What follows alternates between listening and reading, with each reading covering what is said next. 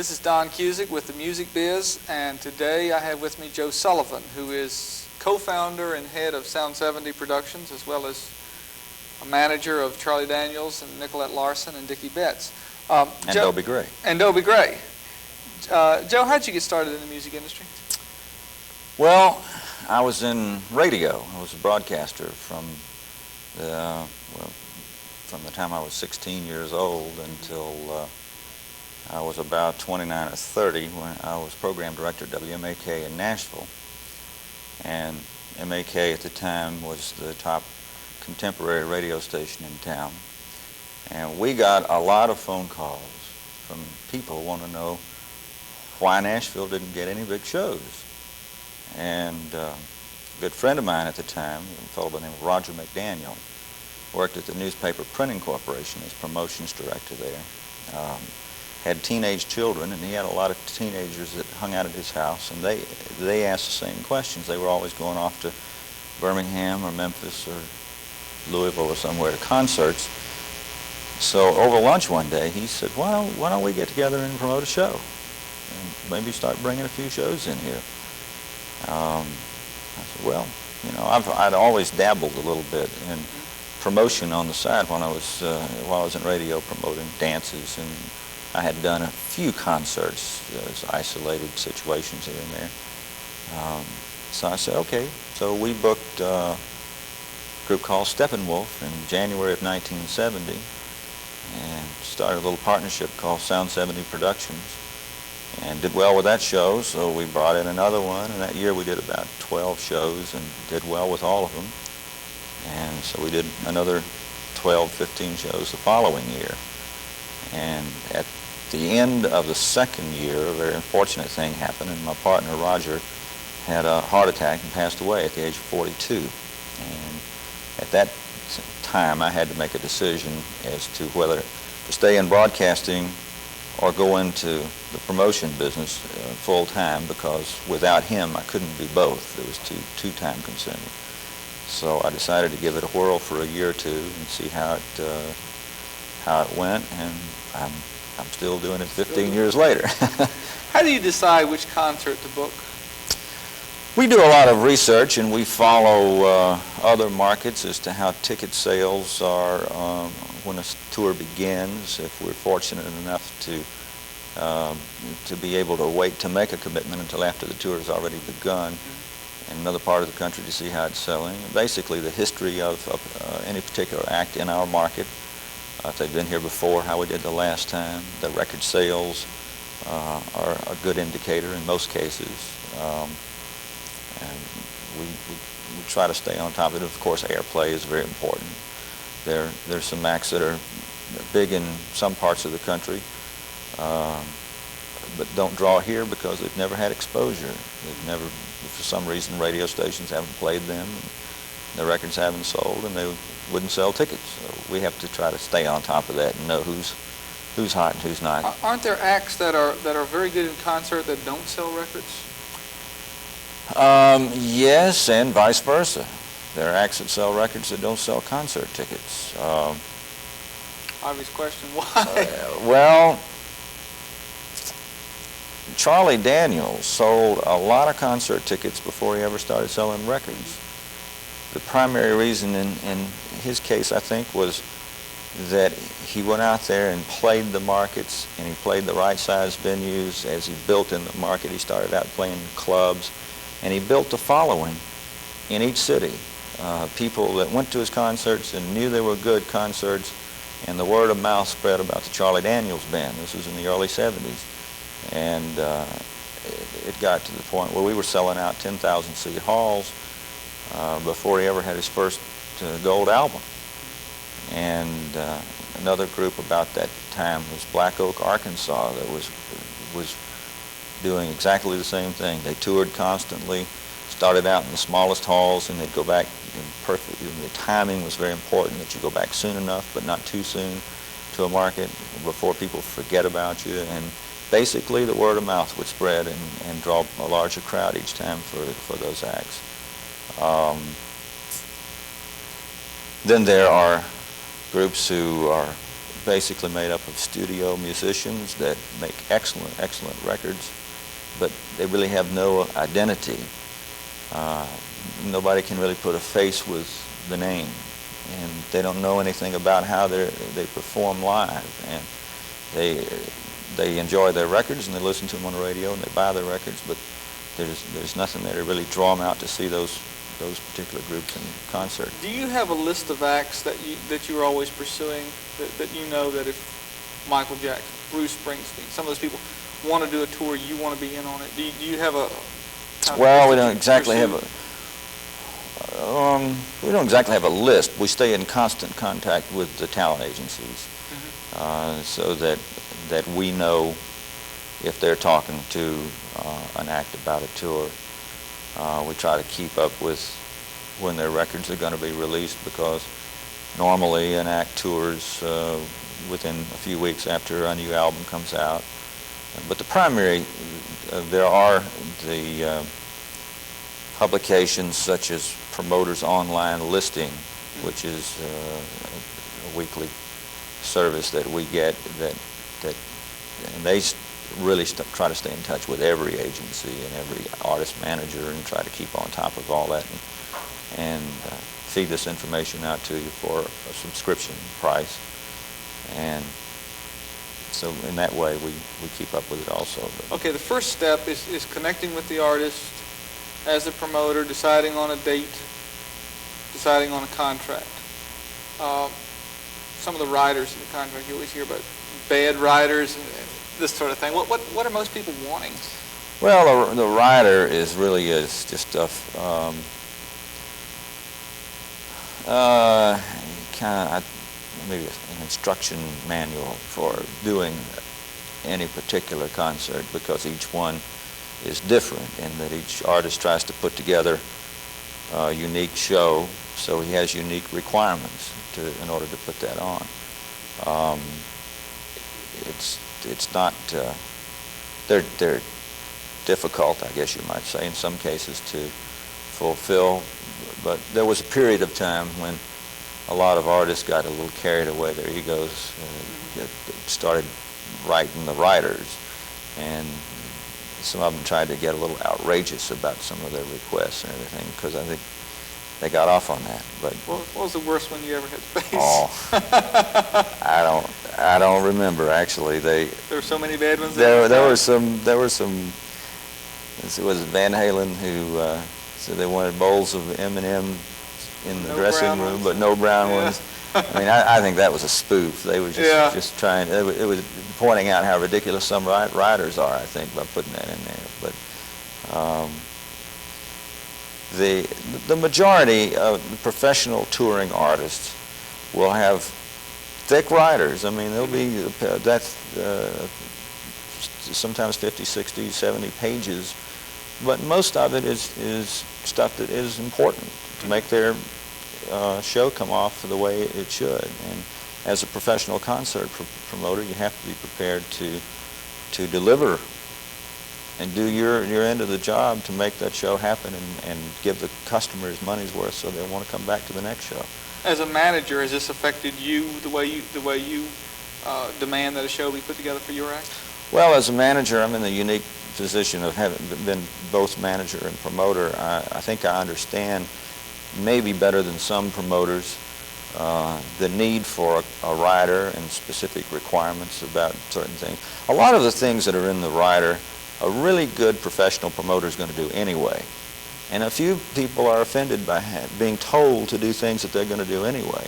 But you have to write the rider for the weakest guy out there. You know, you've got to take him by the hand and lead him through it. So all the rest of us have to read that and say, okay, well, we'll do that anyway. But yeah, I have a pretty thorough understanding of what an artist goes through on the road and why they need certain things and why you have to have a hot meal for the crew. I mean, those guys work 24 hours a day. A lot of them never even get to go to the hotel. They take a shower at the hall and they sleep a few hours on the bus in between gigs and get right off and start unloading. And so they need 3 meals a day right there, and they can't eat McDonald's burgers all the time. I mean, they have to have a hot meal. to stay healthy. Okay, the next step would be in booking an artist to promote a concert, to secure a venue. Would that be? Well, that has to be one of the very first steps. Normally, the agent will call and say, Bruce Springsteen will be in your area between October 15 and November 15. I need all your avails in your markets. So we'll find out every available date in, say, Nashville, Huntsville, Birmingham, Mobile, Chattanooga, markets that we're interested in for that artist.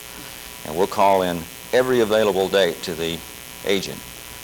The agent then sits down with a map and his avail sheets from all the promoters in that area and routes the tour. And then he'll call back and say, okay, October 21 looks good for Nashville, 22 for Huntsville, and 23 for Birmingham. And put holds on those halls. So we'll put a definite hold on the hall for those 3 dates. And we'll say, what about Chattanooga and Birmingham, or Chattanooga and Mobile? And, well, we're going to have to give that to somebody else, or we can't play it this time, or whatever. Normally, on a hot attraction, we'll offer as many cities as we possibly can and hope to get maybe half of them. And then he gets the tour completely routed, and he'll call back and say, I need your expenses. So we have to give him the total cost of putting the show on in each one of those halls. And they'll say, well, can he get us a rent cutoff? Because the deals are structured where the artist is going to make his money based on the net after expenses. So their interest is in us getting the lowest possible costs on everything that we can. And in some cases, they'll have 2 promoters working on the same hall. And they'll call back and say, well, Jack can give us a better deal. He can get a rent cut off in that hall, because maybe Jack promotes more shows in there than we do, and he's tighter with that building, so he can get a better deal. And Jack gets the date because he was able to deliver a better deal. Then after we give him all the expenses, the holds are on the hall, the agent will then go to the artist manager with the tour. Here's the tour. It starts in Nassau County Coliseum in New York, and then we go to Baltimore and Raleigh, North Carolina, and across, and here's the deal in each hall. Here's the potential you can make in each facility. And the manager either approves the tour as is or suggests that, no, we don't want to play this market. We want to find us something else for that day or whatever, And how about the facilities? How do you select facilities? Now, on a Bruce Springsteen, obviously, you're going to get the place that holds the most people, but not everybody can draw that many people. How do you pick the facilities? Well, we do research at each of our concerts to tell us a lot of things. One of the things that we have asked and have gotten the answers to is what demographic group of concert goers, which hall they prefer. If it's an adult attraction, Tom Jones, for instance. We know from our research that people who like Tom Jones don't necessarily like to go to Municipal Auditorium for shows. They'd rather go to the Grand Ole Opry House. Or second or third on their list is Murphy Center at MTSU. So if it's Tom Jones, we'll try to structure a deal that'll work in a 4,400 seat facility at the Opry House, because that's the best hall for his audience. And if his price is just too high, and we can't make it work in 4,400 seats, we need a bigger hall, then MTSU would be the second choice for him. So we try to work it out there.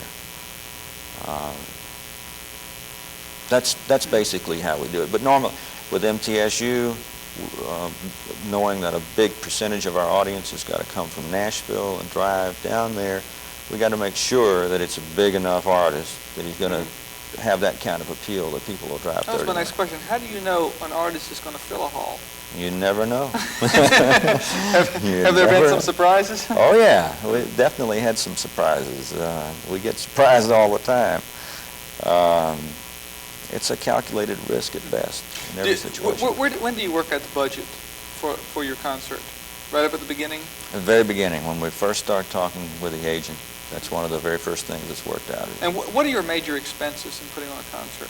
Well, major expense, of course, is talent costs, is number one. Since June of 1984 in Tennessee, the amusement tax has been a major expense. It's 7.75% right off the top, the gross. The hall rental is one of the major expenses. Advertising, of course, is a major expense.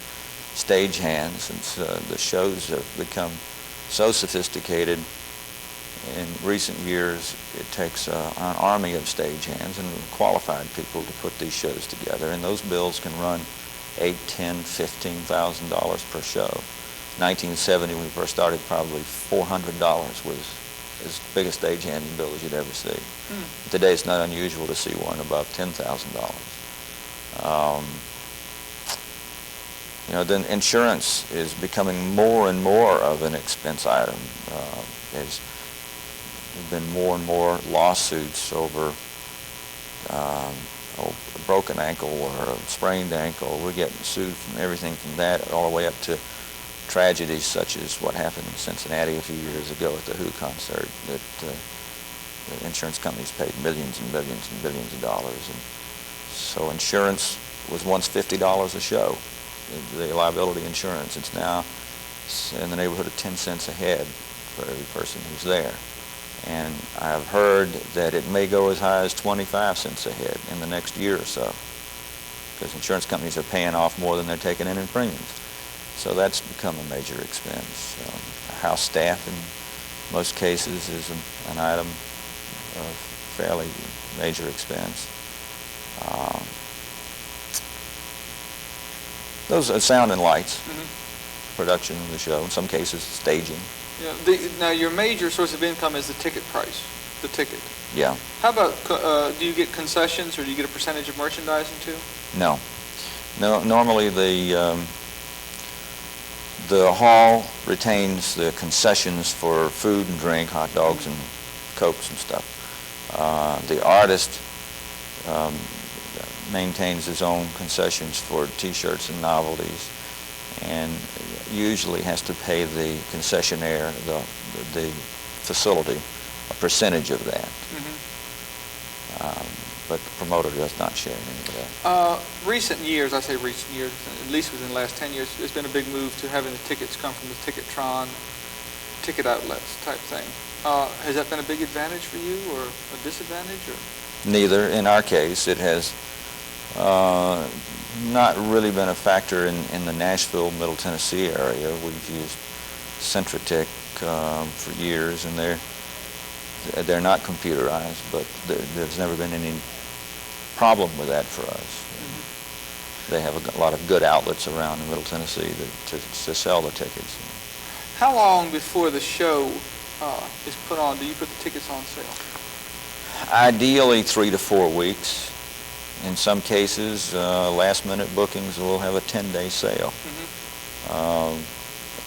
Ideally 3 to 4 weeks out.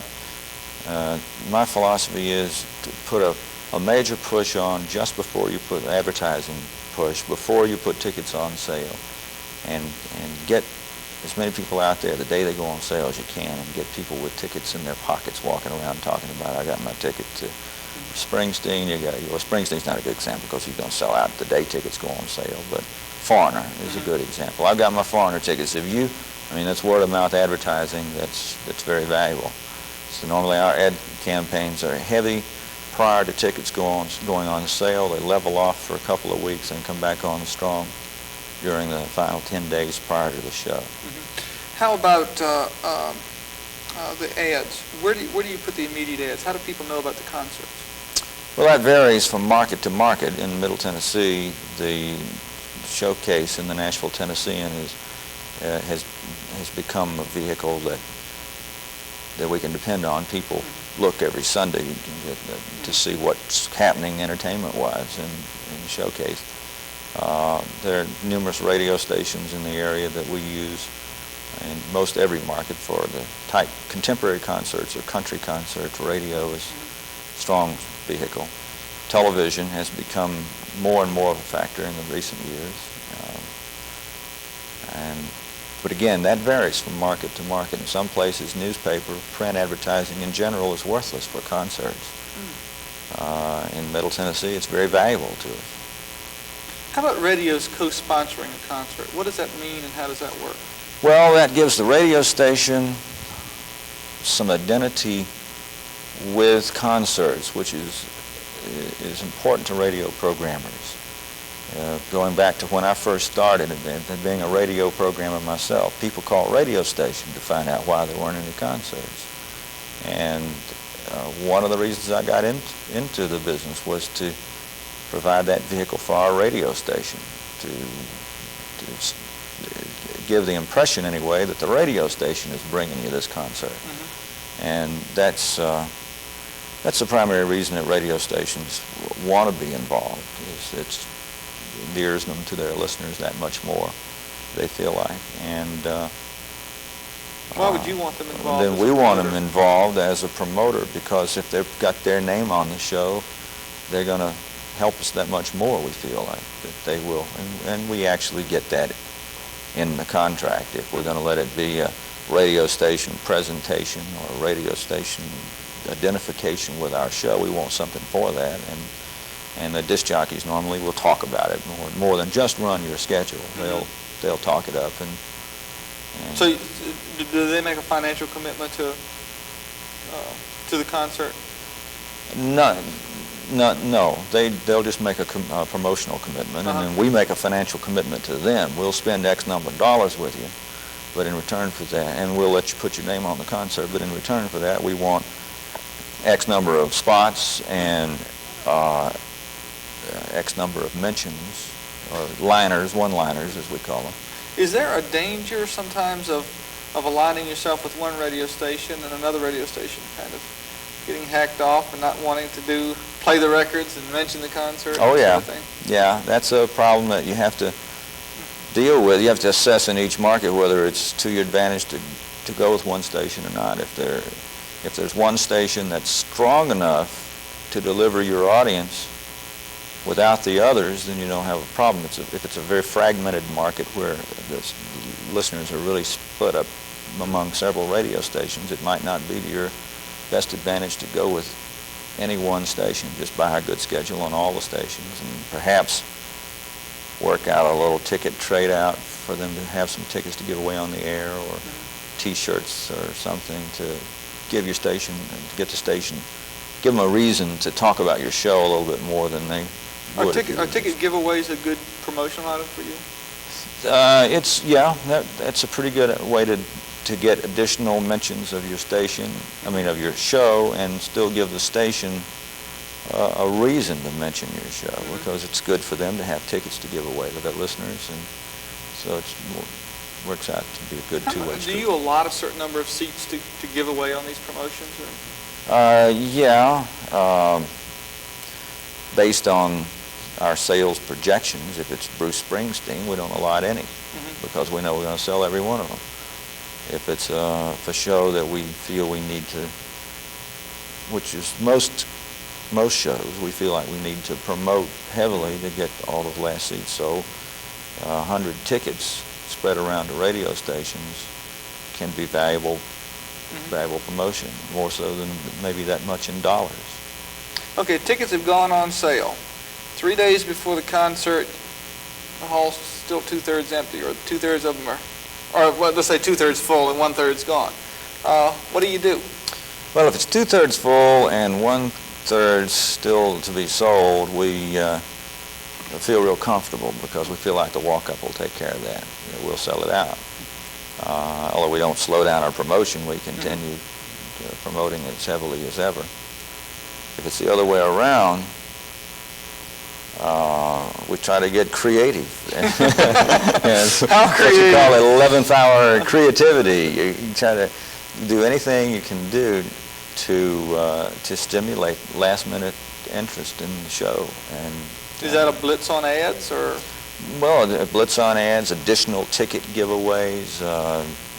You get the artist perhaps on the phone with all the radio stations in town. Get some newspaper interviews that run prior to the show, just a blitz, anything you can do to stimulate that last-minute sales activity. We use flyers, handbills, and posters and that sort of thing a lot. Maybe we look around and see what's going on, whether there's going to be any concentration of cars or people that might be our target demographic audience, and we'll go out and flyer all the cars at a ball game or something. And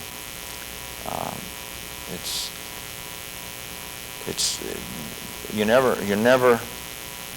There's not an easy one. There are very few of them that are really easy. Most of them take that kind of promotion. Does an artist generally help you promote their concerts, or are they?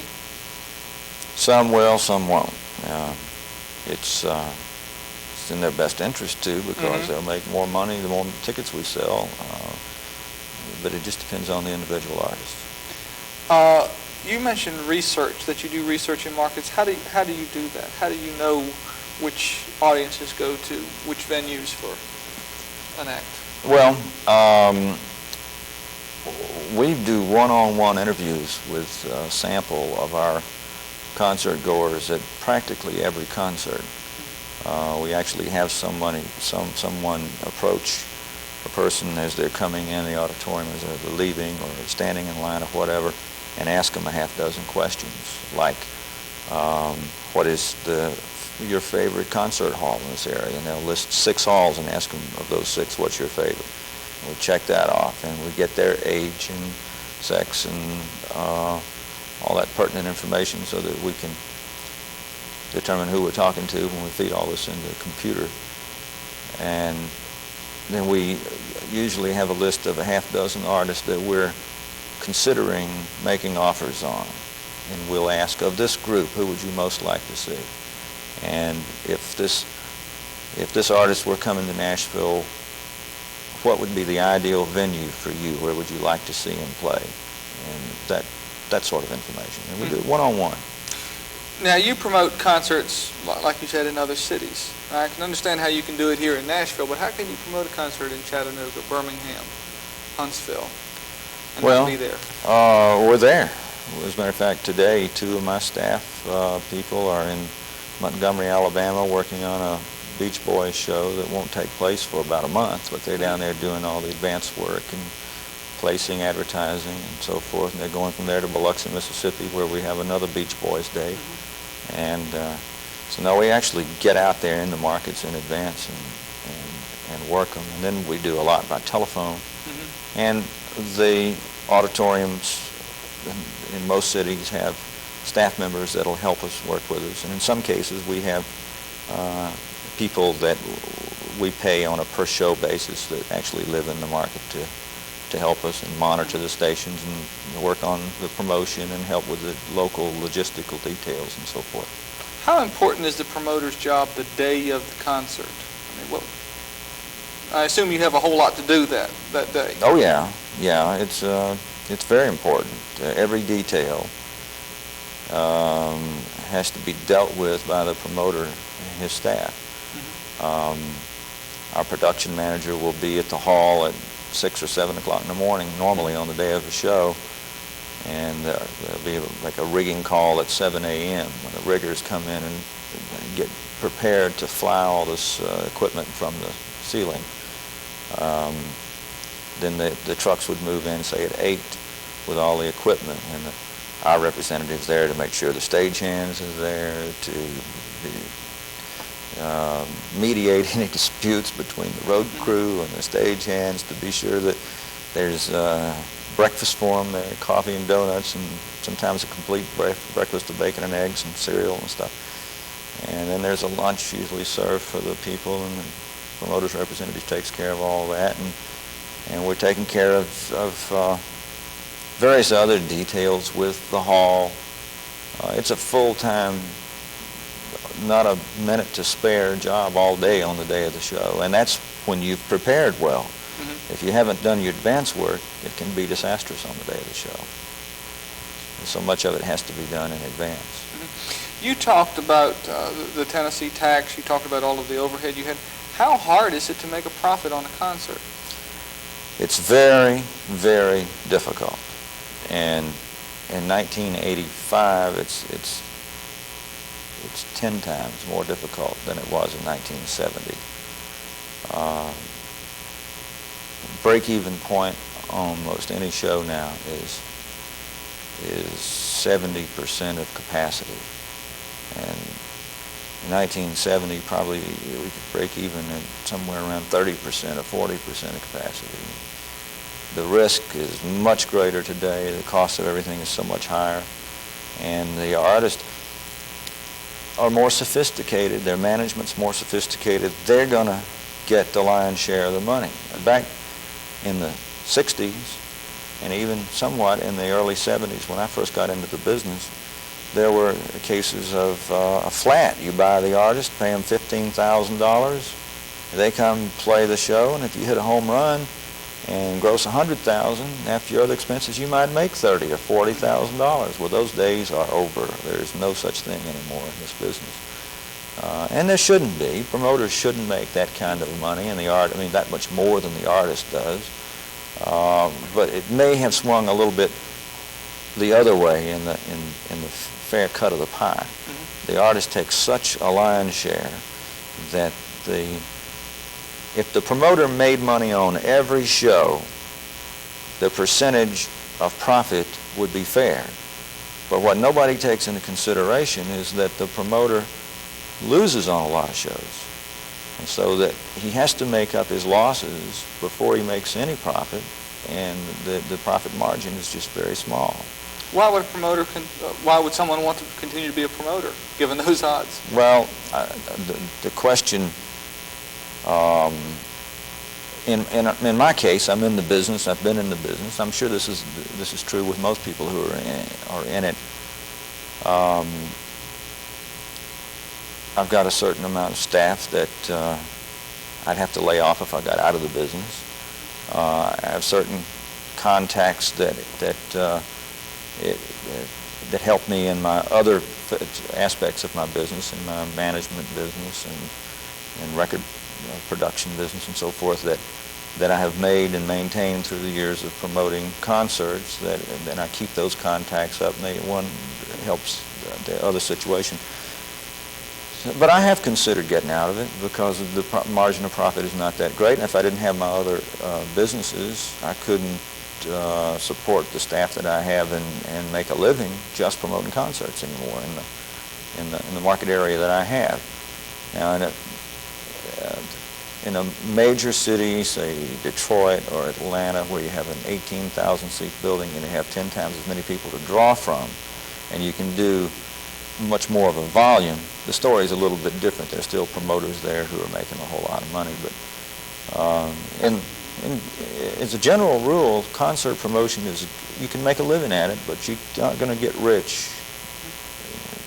It seems to me that concerts today are pretty much limited to the superstars who can go in and pack a big place. That the mid-level acts have been eliminated from the concert circuit.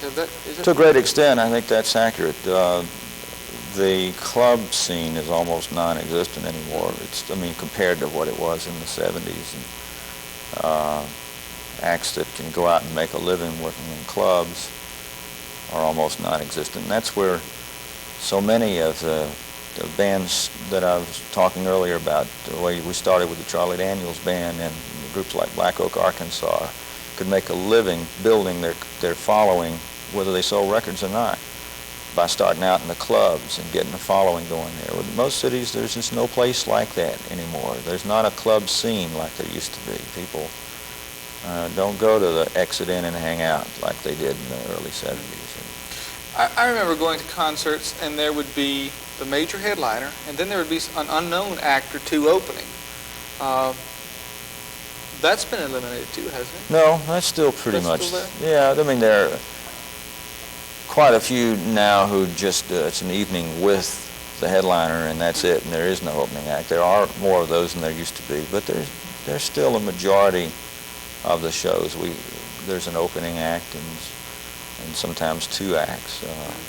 That are relatively unknown? Well, normally if it's a three-act show, there'll be one relatively unknown opening act and then a special guest who's put on the show to help sell tickets in many cases. I think packaging has become very important for those middle line acts that maybe are headliners but not real strong headliners, that aren't automatic 10,000 seat sellouts. There's been a lot of putting two of those together, which makes for a strong package, and I think that's been wise. Is that because the increase in ticket price, people want People are more selective. They're more selective. They can't go to quite as many concerts at the prices that they have to pay for tickets, and so they're going to go to they're going to be selective. Why, ticket prices have, well, you know how they've jumped. Why are ticket prices so much now? It's directly related to the costs that have just skyrocketed, from the tax to the insurance and the things that I was mentioning earlier. Stagehands from $500 average show to probably $7,000 or $8,000 average show now. Just everything has cost more. Has the tax, the Tennessee tax, hurt your business directly? Oh, definitely, no doubt about it. There's absolutely no doubt about it, because 7 3/4% comes right off the top. The Tennessee's largest concert facility is 12,500 seats. I mean, it's MTSU's Murphy Center or Stokely Athletic Center. They're now enlarging the Mid-South Coliseum in Memphis, but it's always been 12,000 seats. It's hurt us in two ways. If an artist can play an 18,000 seat hall in Birmingham, Alabama, and pay 6% tax or 5%, whatever it is in Birmingham, and then skip right over Nashville and go to Lexington, Kentucky, and play a 22,000 seat hall. And they're the kind of artists that can sell those kind of seats. Why do they want to stop off in Nashville or Murfreesboro and play 10 or 12,000 seats and pay 7 3/4% right off the top? I mean, it's a matter of dollars and cents. They're going to make so much more money on that night if they just skip over Nashville and go to Lexington and play up there. And so that's been difficult enough without a tax to get them to play these smaller halls. I mean, the Bruce Springsteens of the world. They're just going to play so many dates. And there are enough 18,000 seat halls out there that they could do their whole tour just playing those. And we've had to work hard to convince them to come and play the smaller halls in Tennessee. Well, you don't want to bypass Tennessee, so let's play Middle Tennessee, play at Murfreesboro, and we get expenses as low as possible and try to make as much money as we can. But the taxes made it that much more difficult. Then on the more marginal things, where we don't really go into percentage with the artist, we're just barely breaking even. The artist is getting a guarantee against the percentage. So we're breaking even. When we break even, what money is paid out in tax would have been all profit a year ago before the tax went in. So that is right off our bottom line. That's our money, as I see it. That's not even, the artist didn't even have to share in that. We paid it all. And it definitely affected the bottom line of our company.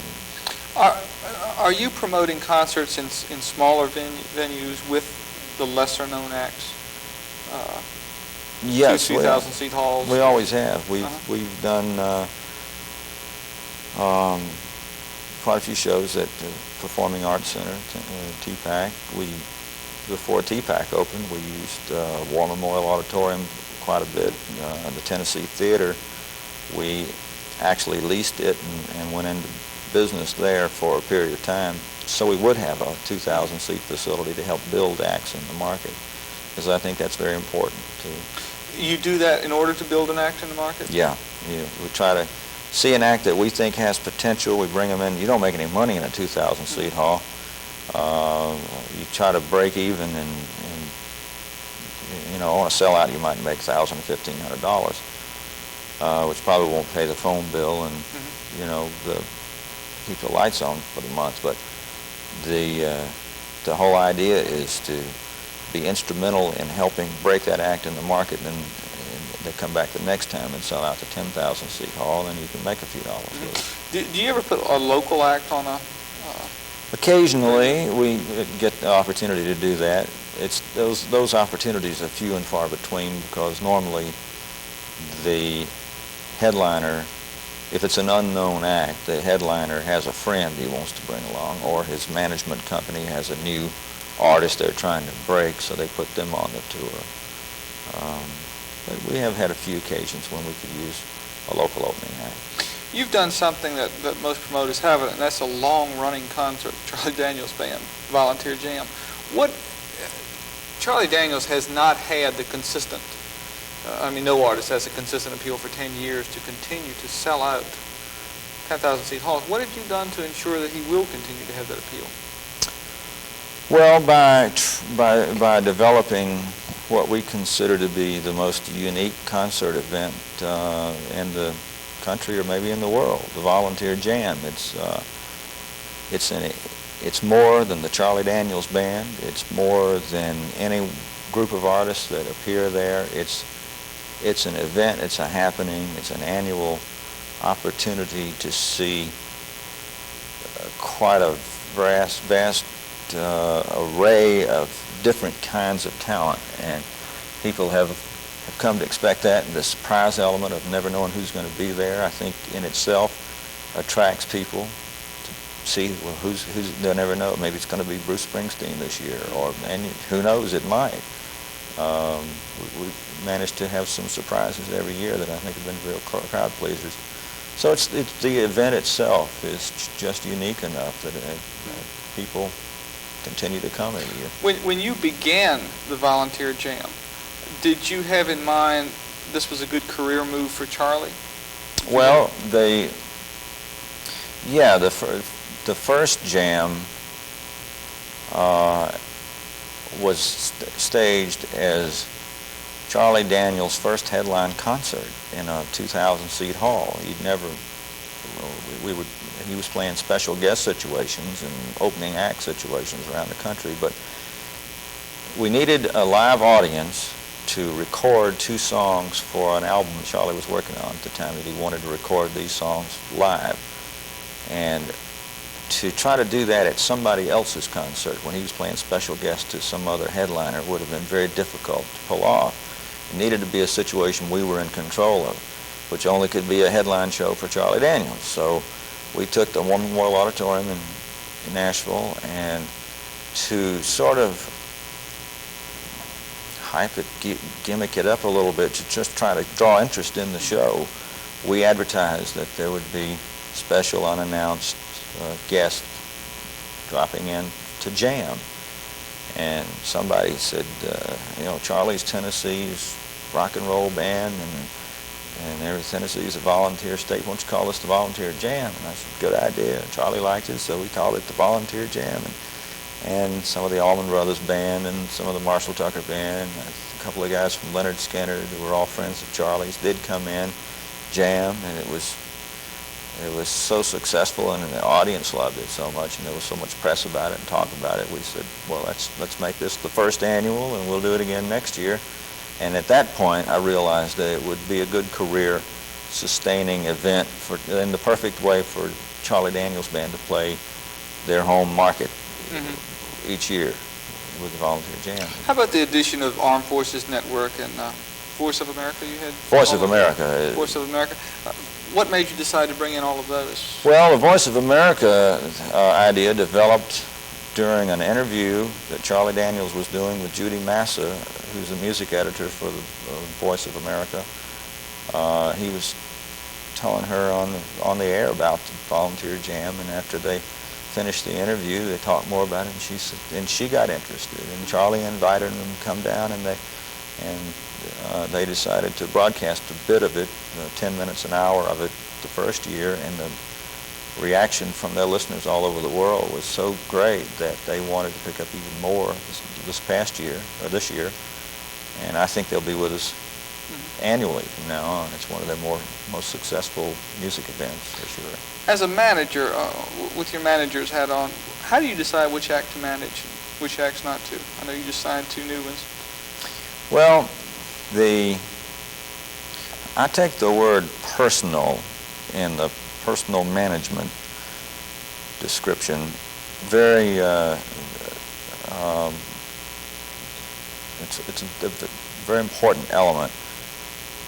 And I have to be able to personally get along with and communicate with that artist. I have had opportunities to manage some artists who were already doing very well in their careers, already producing a lot of income, and could have automatically gotten a percentage of that income. But in meeting with them, realized that I wasn't communicating well, and if we're not on the same wavelength, and I don't have their complete 100% confidence, then I can't be an effective manager for them. It's not going to be a good relationship for either one of us, so I pass. So in the case of Dickie Betts, he and I have known each other for 10 years. We've been good friends, and I felt that the time was right for him to move to Nashville. I had mentioned that to him a time or two in the past couple of years, that why don't you come on to Nashville and spend some time with some of the songwriters there and get involved with the Nashville music scene some. And he finally came in one day and said, well, I'm here, now what? So I said, well, now I guess we need to talk about how I can help you now that you're here. So that evolved into us working out a personal management relationship, and we're in the process now of securing a new solo recording deal for him. He'd been working with a group always up until this point. And in the case of Nicolette Larson, the record company had signed her in Nashville. MCA Records had made a new deal with her here, and they wanted her to have Nashville management, and they recommended me. But it was several meetings between the two of us before we ever agreed to get together, because you need to know the person. You have to be the one person in their life that they can depend on, that they know is going to be there whether they're hot or whether they're not, they've got a new record out or whether they don't. An artist has to have that stabilizing influence, a manager that they can get on the phone 24 hours a day, 7 days a week, and who can be a problem solver, who can be a friend, an advisor, business-wise, and in many cases in personal matters, and it's a very personal relationship. Is management more lucrative than concert promotion? Yes, it is. It's based on a percentage of the artist's earnings, and it is if the artist hits. But it's a long time before the manager really begins to make any money with a new artist. Because your expenses are great in managing an artist, but when the artist really comes through with a platinum album and starts selling out to major halls, then the rewards are pretty great. Yeah. How much could someone make as a promoter? Someone wanting to start now? Oh, that's almost an impossible question to answer, because there's so many factors involved. It depends on the market they're in, the size facility they have, and primarily it depends on their contacts and their ability to book the top acts. How about an average starting salary or a ballpark starting salary for somebody working for a promotion company? Working for a promotion company. Most people in our company, we have hired a few people right out of college, most of them who have been either interns with us or with some other companies and had some experience around the business. And I'd say $10,000 a year has been an average starting salary. That then, depending on, and my philosophy is in our company is I'll open the door for you and give you a position here, and then it's up to you to go from there. And I try to spot people that I think have that potential, that they're going to really try to grow in our company. And I think, then the sky's the limit. They can make their own security, and they make their own. If they're producing income, they're going to get a big share of it. I mean, if they're actually helping the company make money, the company's going to pay them to keep that money coming in. Final question: how does someone get with a promotion company? You mentioned hiring interns and this sort of stuff. Is that the way that you've done it? That's the way we've done it. Being on the concert committee in college is good experience and good background. I'd say several of the people who've worked at Sound 70 through the years have had that background and experience before they came there. The intern program has been very important, I think, to the music industry and to people getting into the music business, because it's given us an opportunity to help train some students and at the same time get some good help and then have somebody, once they're out of school, that has some knowledge in addition to their formal education. They have some practical knowledge of what's going on in the business. And so I'd say that's the best way, is while you're in school to try to get an internship somewhere in the type business that you want. Well, Joe, thanks for joining me today. It's been my pleasure. I appreciate your time. Thanks for asking me. This is Don Cusic with The Music Biz.